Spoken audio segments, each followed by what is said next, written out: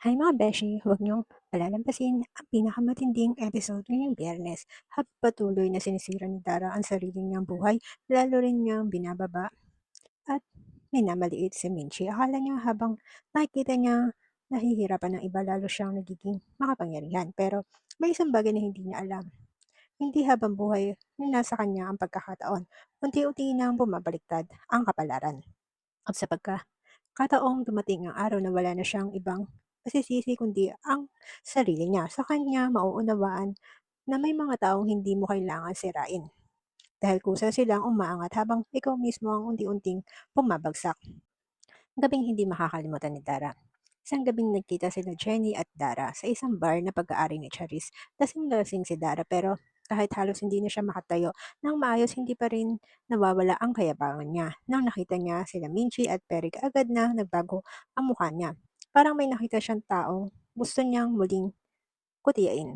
Anong ginagawa mo dito? Tanong ni Perry. Sang umising si Dara. Hindi ba pwedeng pumunta rito sa isang tao may talent? Napailing si Perry. Dara, lasing ka na, umuwi ka na, sabi ni Perry. Pero sa halip na makinig, mas lalo pang nag-ingili si Dara.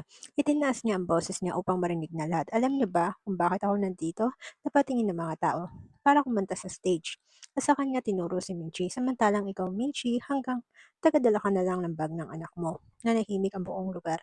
Napayo ko sandali si Minchi. Hindi dahil nasaktan siya sa sinabi ni Dara, kundi dahil alam niya na may pagkakataon may mga taong kapag nawala na may pagmamalaki sa sarili nilang buhay, ang tanging natitira paraan para maramdaman nilang mahalaga sila ay ang manakit ng ibang tao. Hindi na napigilan si Jenny. Pero bago pa siya nakapagsalita, hinawakan siya ni Minchi at Perry. Hayaan mo na, mahinang sabi ni Minchi. Hindi lahat ng laban kailangan patulan. Napangiti at napatingin si Jenny sa kanya pero sobra na siya. Ngumiti lang si Minchi kahit may lungkot ang mga mata niya.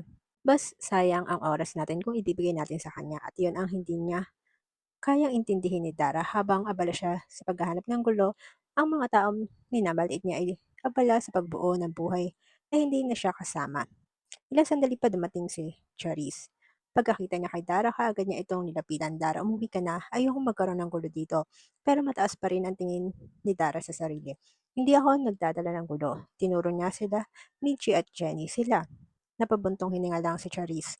Dara, sapat na. Pero hindi pa rin tumigil si Dara. Kaya napilitan si Charisse na tawagin ng security habang inilalabas siya. Ipatuloy siyang sumisigaw. Babalik ako. Makikita niyo, ako pa rin ang mananalo. Pero habang papalayo siya sa bar, walang sino mang sumunod sa kanya. Walang pumalakpak, walang pumikil kay Charisse at walang humabol. At marahil iyon ang pinakamasakit na bahagi. Sa unang pagkakataon, nakita ni Dara na kaya pala siyang iwan ng lahat. Samantala sa Astra M, pinag-uusapan nila Anya at Monica ang kinabukasan ni Megan. Baka nagkamali tayo, mahinang sabi ni Anya. Napatingin si Monica sa pagtanggap kay Megan. Tumango si Anya. Ginawa natin siyang sandata para matalo si Jenny. Pero ngayon, malinaw na hindi sapat ang talento niya para matapatan si Jenny. Hindi kaagad nakasagot si Monica dahil alam niya may katotohanan sa bawat sinasabi ni Anya. Hindi lamang sa pagkanta, hindi lamang sa pagsusulat ng kanta, kundi sa kung paano minahal ng mga tao si Jenny. Samantalang si Megan, sa bawat kontrobersyal at sa bawat pakikipag-away niya kay Jenny, lalo lamang nasisira ang pangalan.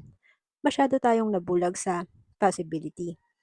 Dagdag pa ni Anya. Akala natin kaya niyang maging kapalit ni Jenny. Napabuntong hininga si Monica sa pagkakataong yun isang bagay ang desisyong nabuo sa isip niya. Siguro oras na para tapusin ang kontrata niya. Hindi iyon madaling sabihin pero negosyo ang Astra M. Sa mundong iyon, hindi sapat ang talento kapag ang pangalan mo mismo ang nagiging dahilan kung bakit tumatalikod ang mga tao.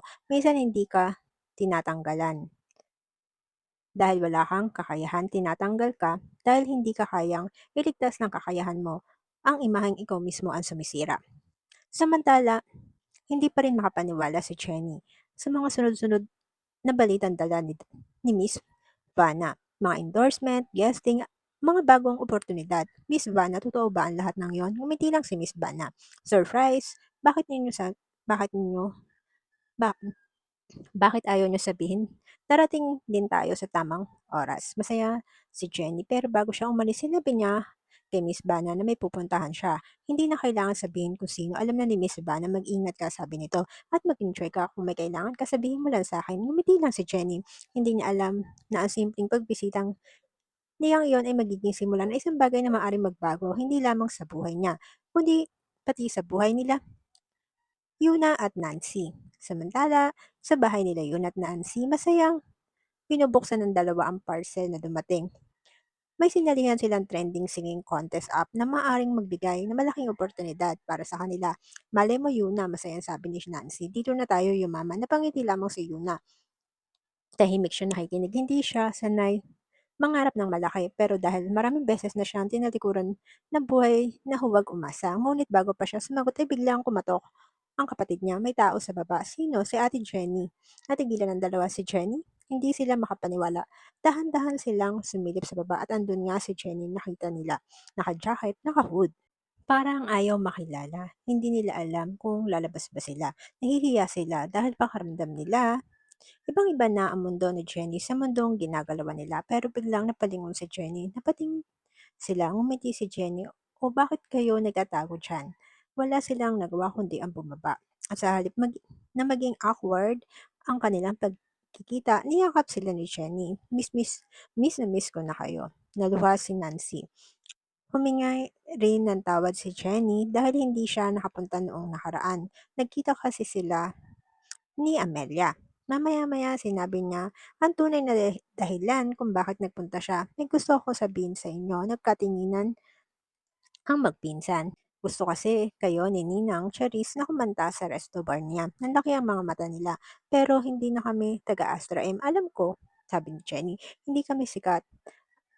Alam ko rin, sabi pa rin ni Jenny, napangiti siya. Pero hindi naman iyon ang dahilan kung bakit ko kayo pinuntahan. Tumahimik ang dalawa. Gusto ko kayong makasama muli. Napayuko si Yuna. Jenny, nahihiya kami. Iba na kasi ang buhay mo. Lumapit sa kanila si Jenny. Hindi magbabago ang buhay ko.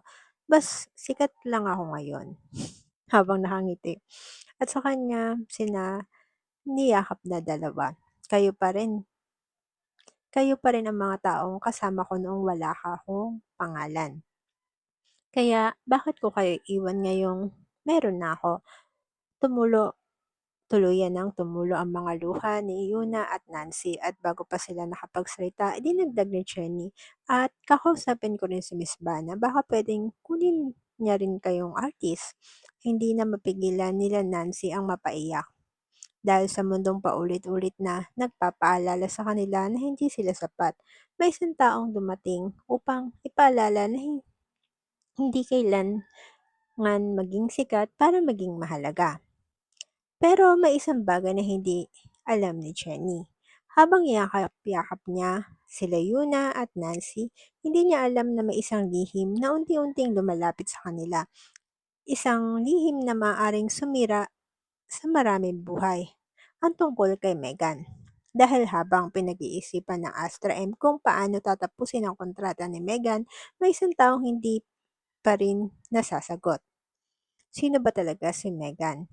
At higit sa lahat, ano ang mangyayari kapag nalaman ni Amelia ang katotohanan na hindi talaga niya apo si Megan at hindi ito tunay na anak ni Dio?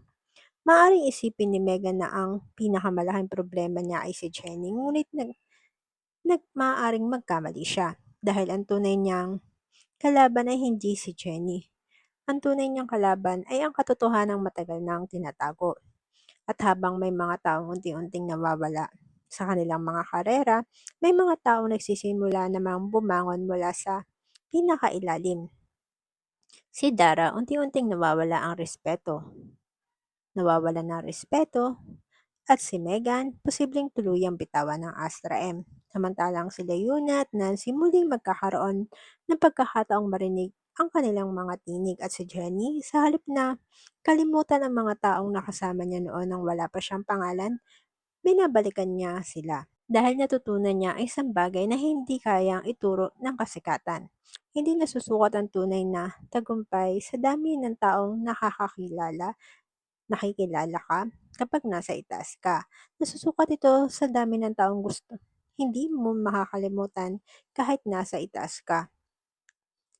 Ngunit isang gabi habang pinaplano nila ang kanilang unang pagtatanggal, may isang tawag na biglang nabigla si Jenny na dumating.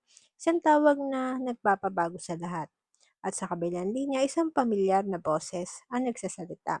Jenny, kailangan mo malaman ang totoo dahilan kung bakit hindi talaga anak ni Dio si Mega. Natigilan si Jenny dahil sa unang pagkakataon, ang sekreto ng nakaraan ay handa nang sumabog sa kasalukuyan.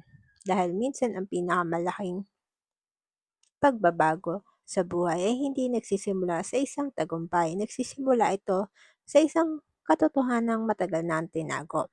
Comment down below mga mima para sa inyong mga komento at kuro-kuro. Kaya mga beshi, huwag niyo kalimutan mag-follow and subscribe para updated kayo sa mga susunod na kabanata. Thank you and bye!